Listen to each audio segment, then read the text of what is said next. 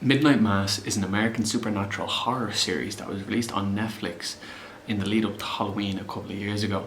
The series follows a man who was released from prison after killing someone while drunk driving, and upon his return to his family home on an island, he begins to experience some supernatural events after the arrival of a new priest.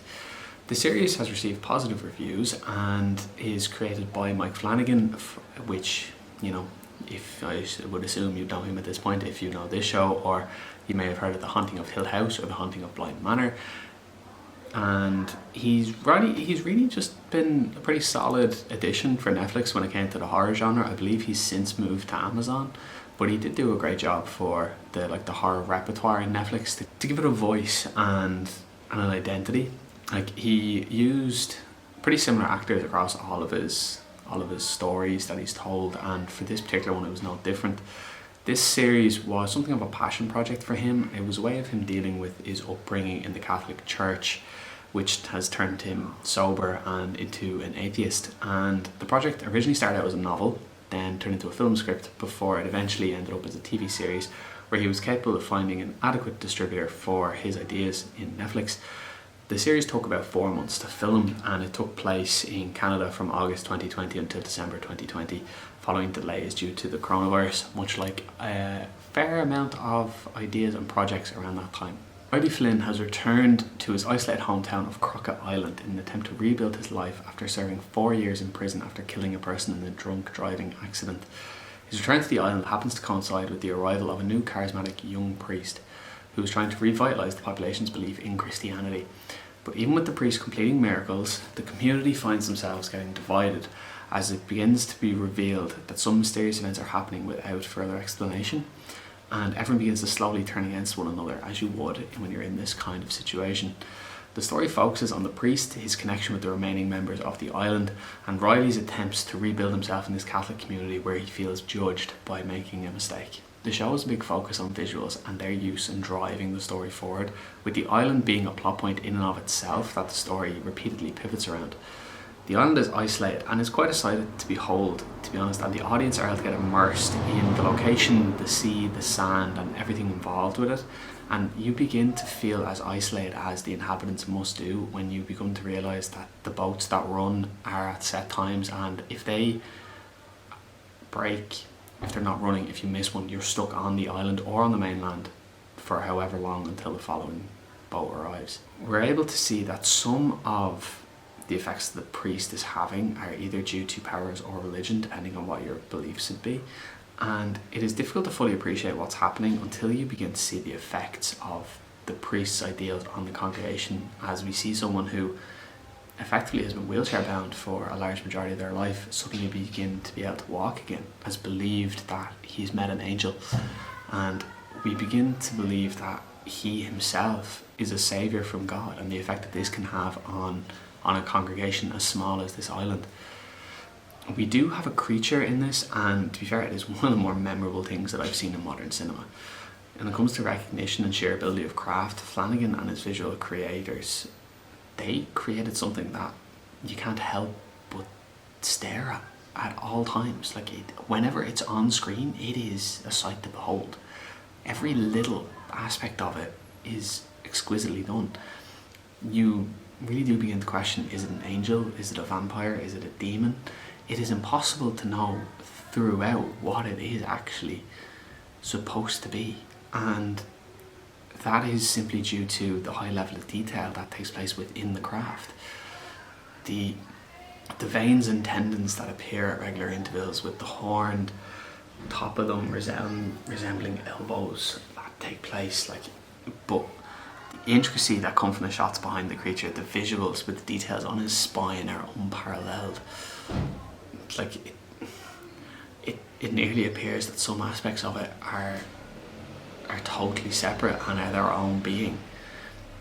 The way the arms move, the bulge at the centre of the back, the uncertainty as to where the arms end and wings begin, everything about it has the capability of making one individual's skin kind of twitch and crawl just at the idea of something like that potentially existing. The show, of course, is a focus on religion, but there are some other aspects dealt with, such as racism and the effect that racism can have on the psyche of those who are affected by it. We have a few speeches that take place during the show, with two of them sticking out to me, and mainly just due to their down-to-earth comments and the fact that while some may view them as preachy or social commentary, they're delivered in such a way that they are both true and acceptable without being either of those things, being preachy or out of place. There is a speech that's used to close out the show that unfortunately just simply takes too long. The episode up until that point was exquisitely done and did show the ability of Flanagan and Netflix to create these types of series that were both gripping and knew when to finish.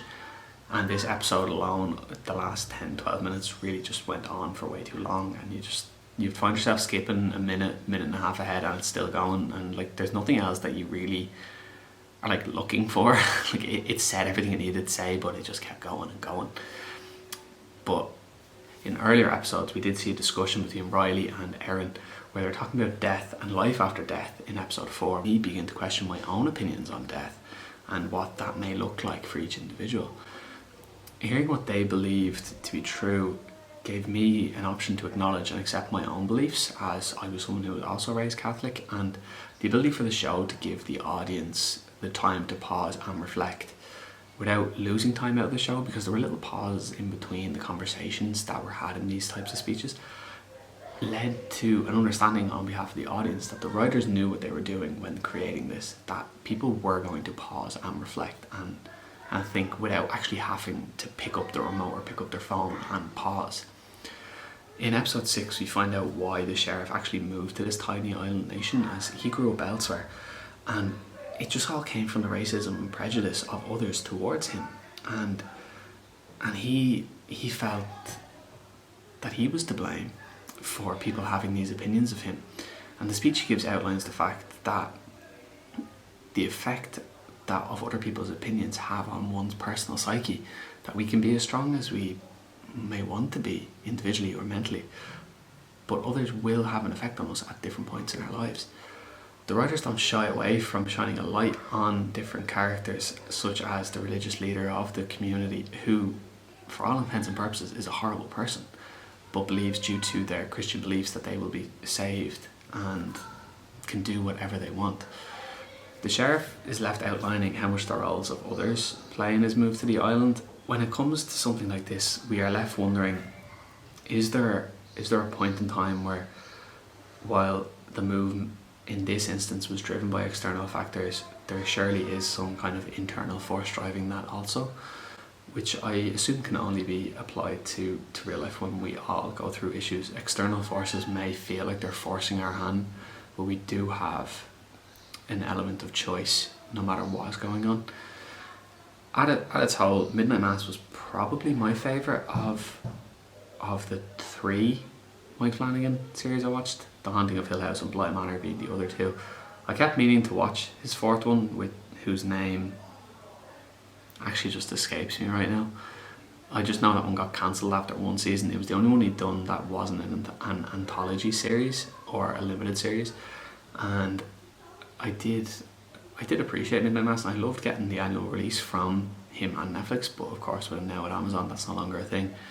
And I did feel that, I know a lot of people loved Hill House, I feel like I maybe need to give that one another go. But did you have a favourite out of the Mike Flanagan series? To be honest, if you did, it was probably Hill House. Everyone seemed to love that one. So yeah, I just need to maybe give that another shot. So yeah.